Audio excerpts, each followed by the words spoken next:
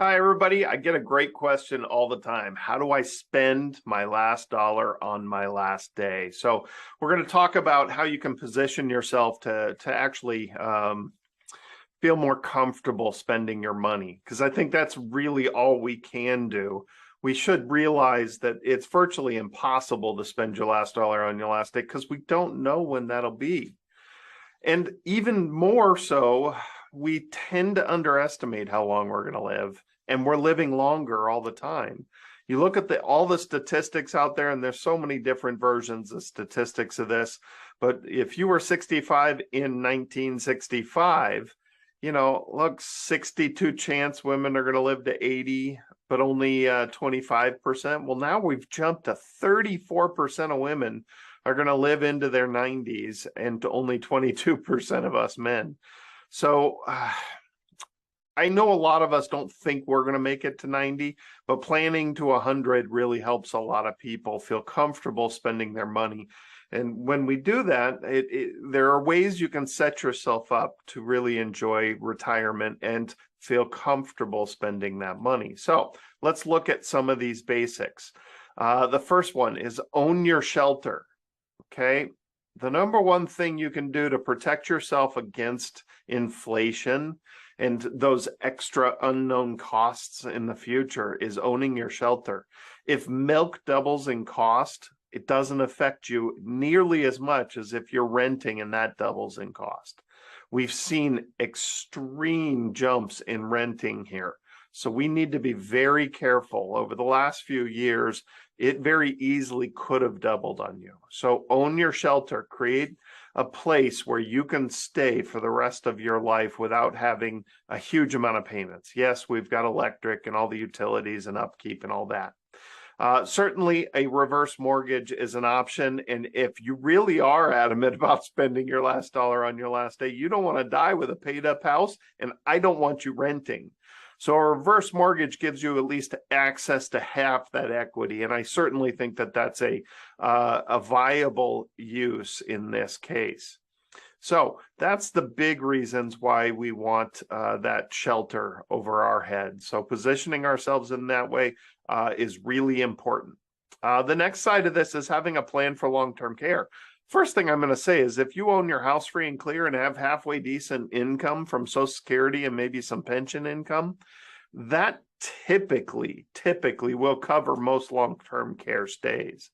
But thinking through the what ifs in life and what comes later, and knowing that you have the resources and the plan, so that way you can free up the rest of your money to spend.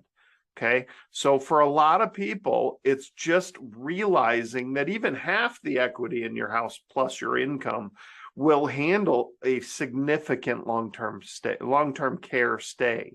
So please sit down and think through long-term care, not only where you would go if you have to, but how you're going to be able to pay for it. Because once you have that, plan in place, it takes away that typical, I got to preserve all my savings just to make sure that I've got it just in case of the long-term care. And typically we feel like we need more money than we actually do. So the next one is maximizing your guaranteed income. And this is a really simple, basic concept. The more income you have, the more comfortable you are spending your savings. It's really simple. If you have enough income to pay your base living expenses, great. You kind of want to make sure that you still got a cushion in savings for emergencies. But if you have more income than just paying base living expenses, if you run out of money, you still have a comfortable retirement. So waiting till 70 to take Social Security, boosting anything you can do to boost your pension, any of those ways of generating more guaranteed income will help you spend that money, because you'll feel so much more comfortable with the idea of running out of money because you've got the income to pay a good, decent retirement. Then there's stabilized investing strategy. Look, if you built your wealth in the stock market, that's great. And I don't have a problem with the stock market. It does build wealth and it's wonderful. But for retirees, You spent your life saving, watching it go up and down, telling yourself, I don't need the money. It's okay. It'll come back. But if you're in retirement, it's time to actually use this money. And having a moving target creates anxiety for spending that savings. So that's something that we have to talk about and understand. Because if your whole portfolio is fluctuating with the market, you really don't feel like you can spend all that money, okay? You don't know how much you have. It's not real money until you take it out, okay? So stabilizing at least a good portion of your investing strategies, making it less of a moving target, creates math that we can use to calculate how much we can spend every year, okay? But honestly, if you look through history, turbulent portfolios are terrible to pull from anyways. It's incredibly inefficient and the math works against you and you end up with less money. Okay, even if you have more returns, it's the volatility that strips away the money from you, and you've got to stabilize it because it's more efficient. So that number one rule of never pull from losses, you really have to apply in this situation. If we're trying to spend our last dollar on our last day, or at least trying to spend our savings in retirement comfortably without worrying too much, stabilizing the investing strategies really helps with that. So the math, and you can redo this math every year. And for a lot of people, this is the magic. This is what helps them realize how much they can spend for the upcoming year. And you really do want to redo this math every year. Okay, it's very simple. And I've talked about this many times. Let's, in this example, go with $1 million in savings with 25 years left. Okay, so whatever years you think you're going to live, maybe you think you're going to live to 90, then make it 95. Add 5 years to it right there. Okay, so that way we compensate for what we think. You know, if you think, oh, nobody in my family lived past 70, well, that's changed at this point. Maybe you're much healthier than them. Maybe they smoked a pack a day because smoking back then was good. Well, it wasn't good, but we were told it was. Okay, so then there's the math. Take $1 million in this case, your total savings in this example, divide it by how many years you have left.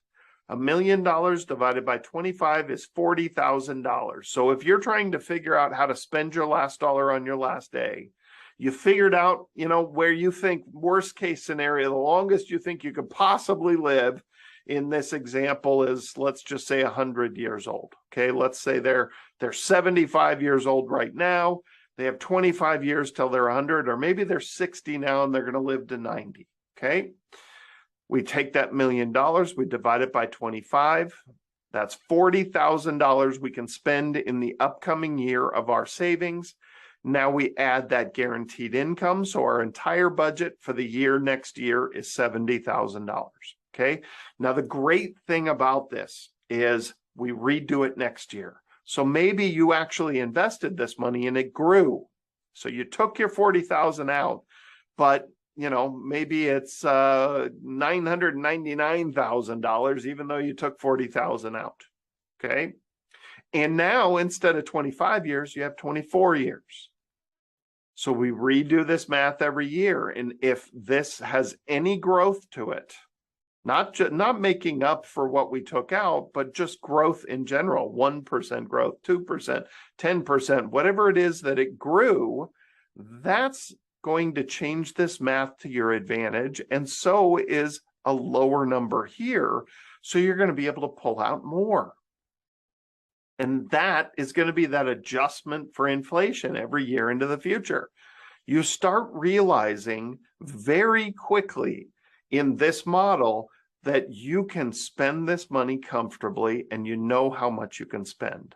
So we need to make sure we redo this math. We really need to make sure that we understand this math, and that the fact that you redo it every year is what really helps you spend this money and realize that you actually do have enough money to go spend that $40,000 on top of your income. Okay, this is going to help you significantly if you're trying to spend this money on your last day. If you have no heirs and you're really trying to figure out how to comfortably do this, redoing this math every day, going through all these basics that I went through here from a planning perspective, this all helps everyone feel more comfortable with their money, and they can open up and start spending it.